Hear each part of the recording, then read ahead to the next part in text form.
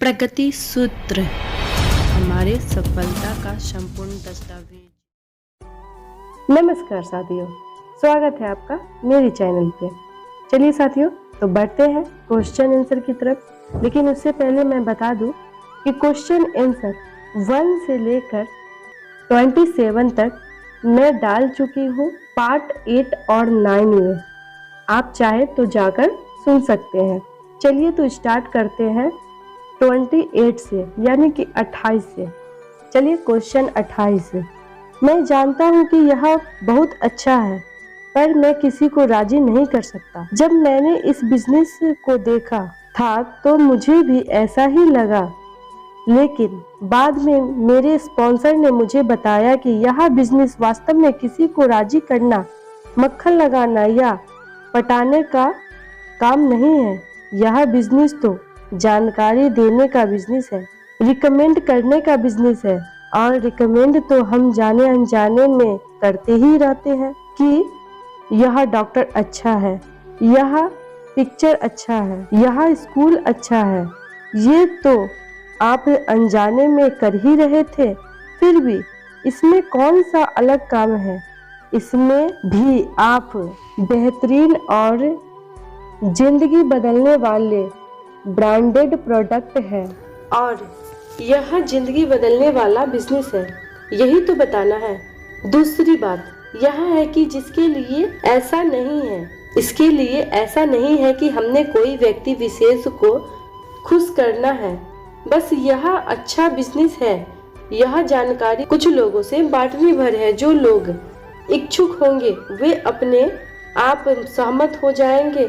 वैसे भी ये दूसरों की जिंदगी बदलकर अपनी जिंदगी बदलने का अवसर है, ना कि दूसरों को राजी करने का। कहा भी गया है, झुकती है दुनिया झुकाने वाला चाहिए, लेकिन हम यहाँ कहते हैं उठती है दुनिया उठाने वाला चाहिए। जैसे मुझे मेरे स्पॉन्सर ने यह जानकारी प्रदान करके मेरी और मेरे परिवार की जिंदगी बदल दी है, वैसे ही आप भी कुछ लोगों का भला कर सकते हैं। और उससे बड़ी बात यह है कि बड़े बड़े सुपरस्टार खिलाड़ी तथा प्रसिद्ध हस्तियां आजकल रिकमेंड का कार्य कर रहे हैं, तो हमें करने में कैसा संकोच। क्वेश्चन 29। इस बिजनेस में कैसेट खरीदना, मीटिंग में जाना और सेमिनार अटेंड करना जरूरी है? आपका सवाल बहुत बढ़िया है। आपको जो मालूम होगा कि डायरेक्ट सेलिंग व्यवसाय में आप एक IBO स्वतंत्र बिजनेस के मालिक हैं, इंडिपेंडेंट बिजनेस ओनर की हैसियत से कार्य करते हैं, इसलिए कोई भी चीज आप पर थोपी नहीं जा सकती है। ये सब वैकल्पिक होता है, लेकिन इस बिजनेस का पोटेंशियल समझने के लिए या किसी को समझाने के लिए कैसेट या मीटिंग या सेमिनार बहुत उपयोगी सिद्ध होते हैं। बहुत से लोगों ने इस बिजनेस को करने या उसमें सफलता पाने के निर्णय किसी न किसी सेमिनार में ही लिया है। दूसरी बात यह है कि कई बार प्रयास करने के बाद भी लोगों को इस बिजनेस में रिकमेंड करने में दिक्कत आती है, दिक्कतें आने लगती है और आदमी निराश होने लगता है। ऐसी स्थिति में भी मीटिंग या सेमिनार आपकी डिस्चार्ज बैटरी में फिर से जान डाल देती है। जैसे कुआं खोदते समय पत्थर मिलना लाजमी है, उसी तरह इस बिजनेस में भी 2 या 4 पत्थर दिमाग लोगों का मिल जाना जरूरी है। मीटिंग, कैसेट या सेमिनार से परीक्षा को पास करने में मदद मिलती है। कैसेट खरीद कर सुनने में, मीटिंग में या सेमिनार में जाने से पैसा बर्बाद नहीं होते, लेकिन इन्वेस्ट होते हैं, जिसका रिटर्न कई गुना ज्यादा मिलता है। क्वेश्चन 30। कंपनी भाग गई तो आप सही सोच रहे हैं, बहुत सारी कंपनियां आ जा रही है। मैं इस स्थिति में आपकी बात समझ सकता हूँ और पहले मुझे भी ऐसा ही लगता था, लेकिन जब मुझे पता चला कि इस दुनिया में सारी चीज एक जैसी नहीं होती, एक पानी के गिलास का शीशा होता है और दूसरा बुलेट प्रूफ शीशा होता है। पानी के गिलास वाला शीशा तुरंत टूट जाता है, लेकिन बुलेट प्रूफ शीशा बंदूक की गोली से भी नहीं टूटता। इससे सिद्ध होता है कि इस दुनिया में दोनों तरह की कंपनियां होती है। अगर भागने वाली है तो टिकने वाली भी है। जैसे यह डायरेक्ट सेलिंग कंपनी 56 साल से टिकी हुई है। सर जी, फिर भी मैं आपसे पूछना चाहूँगा कि अगर कोई डायरेक्ट सेलिंग कंपनी भागती है तो क्यों भागती? फिर भी आप नहीं बता पा रहे हैं तो मैं आपकी मदद करता हूँ। पहला, जो गैर कानूनी हो। दूसरा, जो घाटे में आ गए। तीसरा, जिसका मैनेजमेंट फेल हो गया। चौथा, या वे कंपनी भी भाग सकती है जो लोगों का बहुत सारी पैसा इकट्ठा कर ले।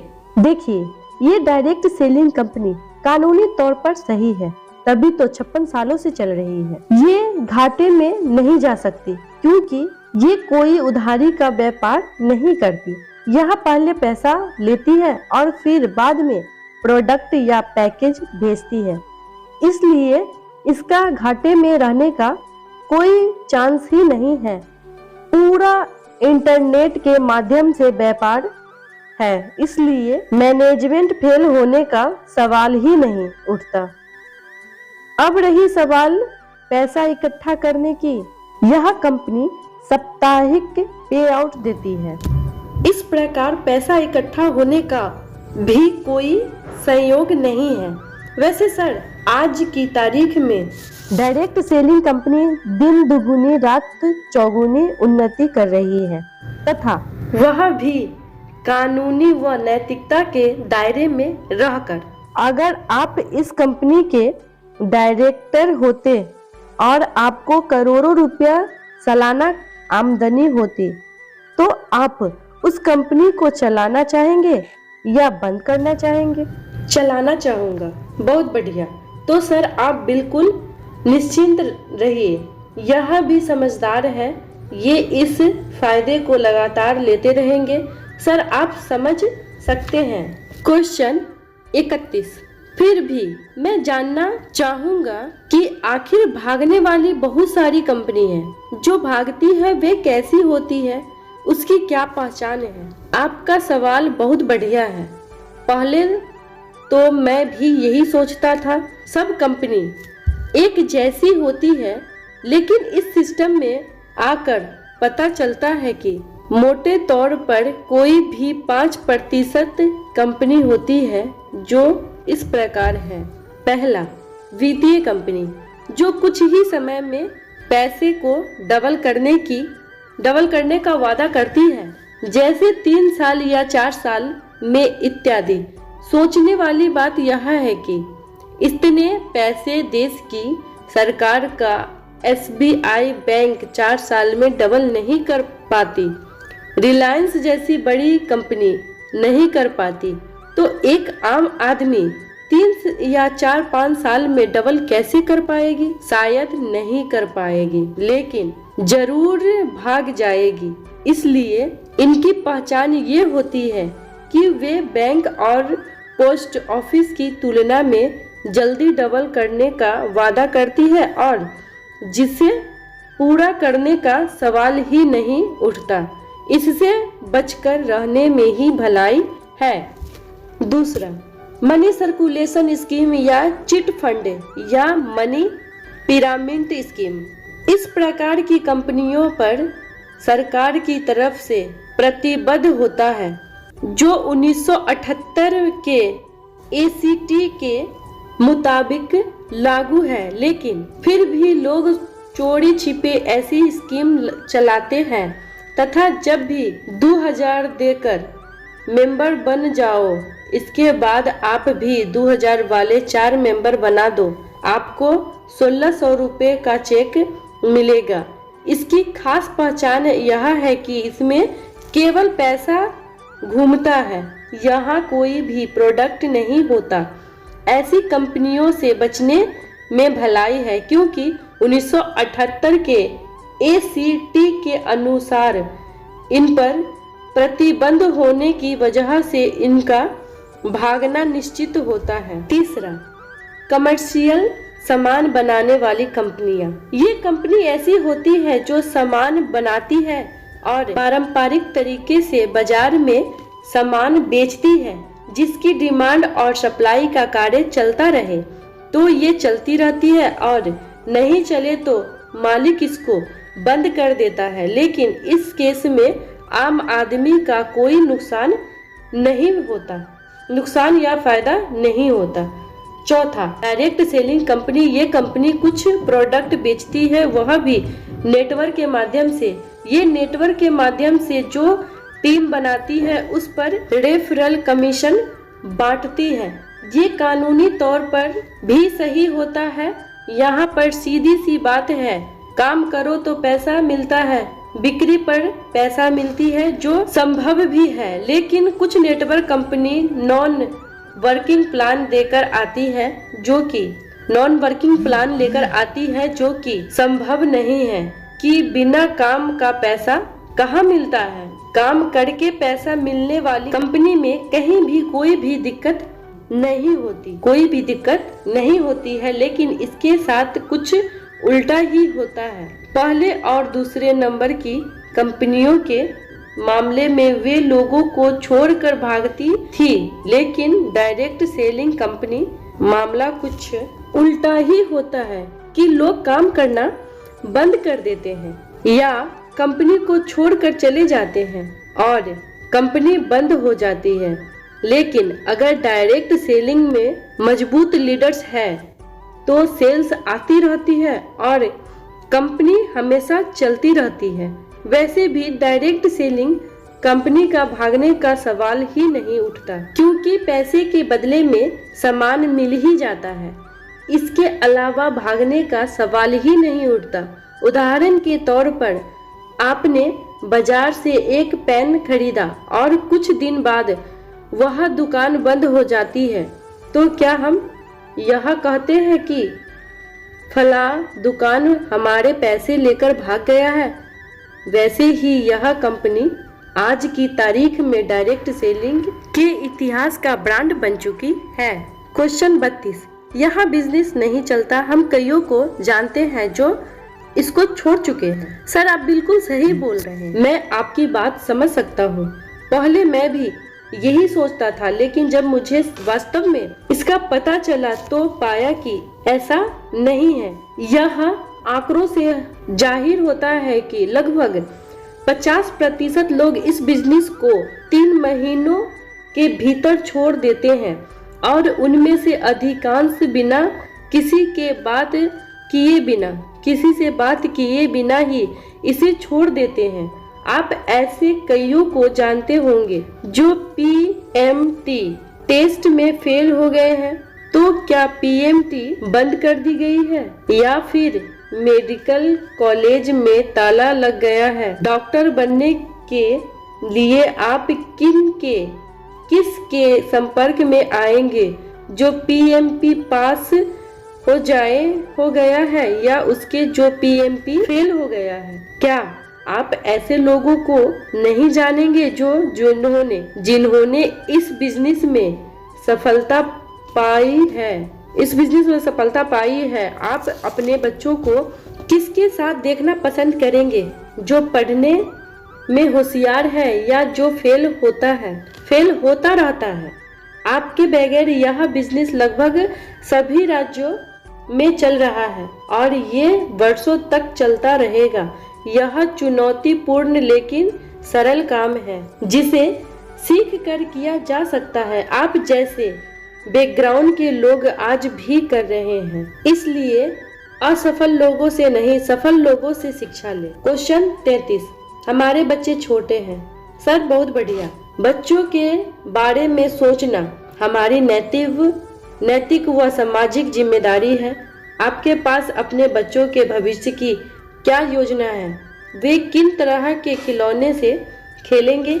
वे किन गाड़ी में और किस स्तर के स्कूल में पढ़ने जाएंगे? वे किन किस्म के कपड़े पहनेंगे? आप उनको कितना समय दे पाएंगे?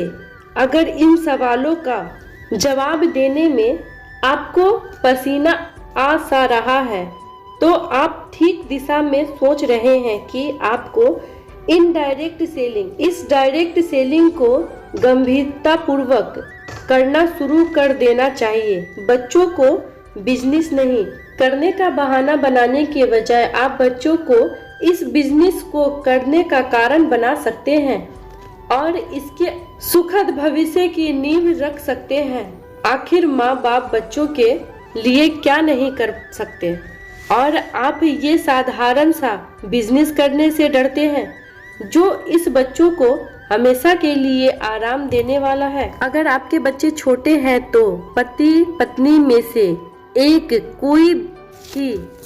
को ही बिजनेस में लाना चाहिए और दूसरे को बच्चे को देखभाल में पूरा समय देना चाहिए, जैसे हमारे कई लोगों ने किया है।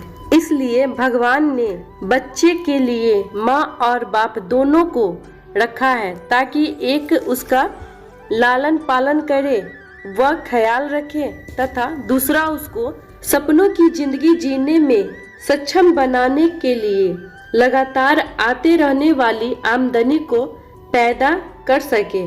और अगर थोड़ी भी विवेकशील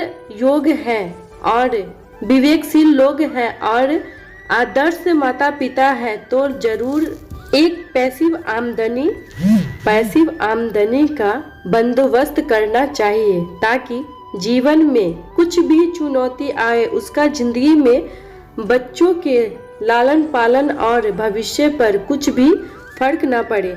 इस संदर्भ में हम श्याम सुंदर की कहानी भी बता सकते हैं। क्वेश्चन 34, लोग इस बिजनेस के नाम से बिदकते हैं, आने का बोल कर भी नहीं आते।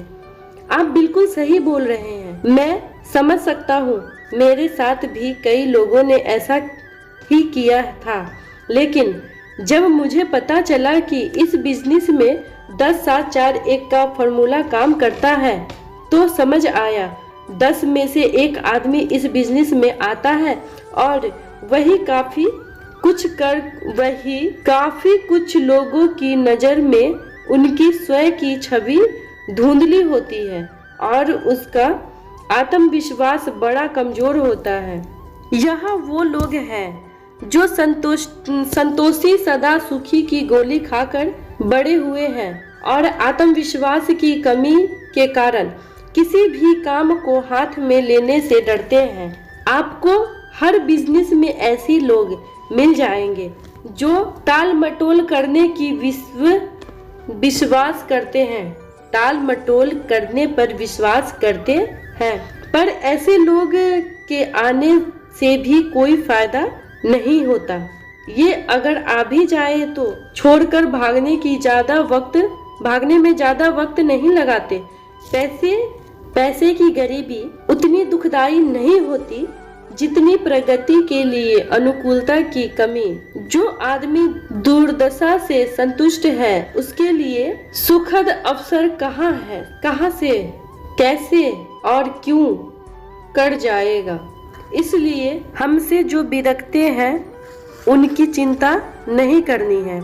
जो लोग हर रोज भगवान के सामने अगरबत्ती लगाते हैं और कहते हैं भगवान मेरी किस्मत अच्छी कर दे, मैं आम जिंदगी नहीं जीना चाहता हूँ, और कहता है बस एक बार मौका दे दे, अगर परिवार का इतिहास न लिख दिया तो कहना। अगर आपके घर में लड़का या लड़की पैदा हुई है तो मतलब साफ है कि भगवान ने उसके लिए लड़की या लड़का पहले से ही पैदा कर दिया है जिसके साथ उसकी शादी होगी।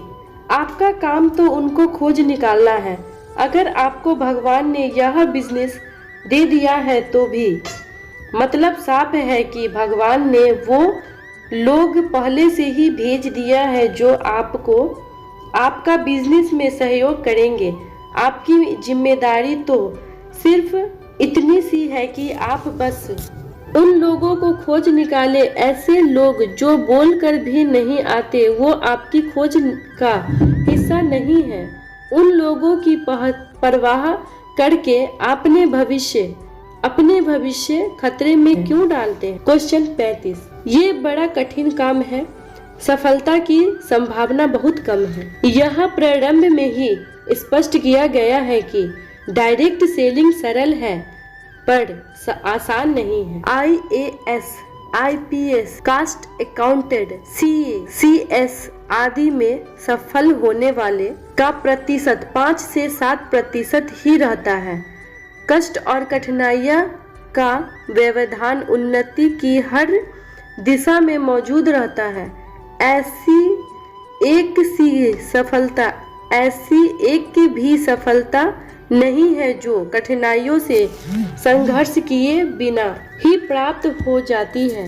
जीवन के महत्वपूर्ण मार्ग विघ्न बाधाओं से सदा भरे रहते हैं। यदि परमात्मा ने सफलता का कठिनाइयों के साथ संगठन न किया होता, उसे सर्व सुलभ बना दिया होता, तो यह मनुष्य जाति का सबसे बड़ा दुर्भाग्य होता। क्वेश्चन 35, पैसा सब कुछ नहीं होता, पैसे से मानसिक शांति नहीं मिलती। संपन्नता और मानसिक शांति का संबंध व्यक्तिगत स्वभाव पर निर्भर रखता है। पैसे पानी की तरह है, जिसमें मिलाओ वैसा ही रंग होता है। दूध में मिलाओ तो दूध जैसा, शराब में मिलाओ तो शराब जैसा। ये केवल भ्रांति मात्र है कि पैसे लोगों का दिमाग खराब कर देता है और उसे घमंडी बना देता है। ऐसा कुछ नहीं है।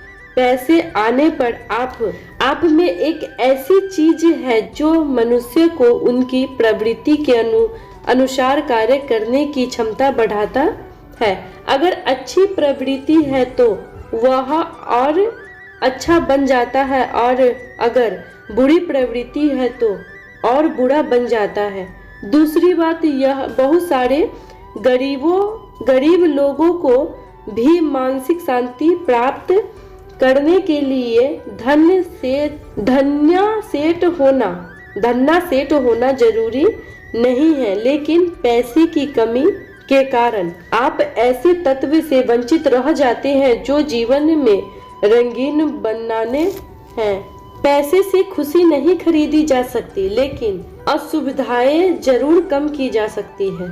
यदि आपको हर समय यह चिंता सताती रहती है कि डॉक्टर की फीस कैसे अदा की जाएगी, किताबों और स्कूल की फीस कब तक दी जाएगी, बिजली या फोन का बिल कब कैसे आए, क्या इस साल भी घर की पुताई नहीं हो पाएगी, तो मकान आपका मन कैसे शांति का अनुभव कर सकता है। अगर पैसे की कमी के कारण आपको गंदी बस्ती में रहना पड़ रहा है और आपको यह चिंता लगी रहती है कि वातावरण का मेरे बच्चों पर क्या असर पड़ेगा, तो आपको मानसिक शांति कैसे मिल सकती है? संपन्न लोग मानसिक शांति के साथ जीते हैं, पर अगर व्यक्ति की मुख्य चिंता यह हो जाए कि सम्मानता की रक्षा किसी भी तरह की जाए तो मानसिक शांति गायब हो जाती है। मनुष्य संपत्तियों से नहीं वरन अपने विचार एवं नजरियों के कारण ही शांत और सुखी रह सकता है। गुण, क्रम और स्वभाव को उच्च स्तरीय बनाए बिना कार्यों को आनंद पूर्वक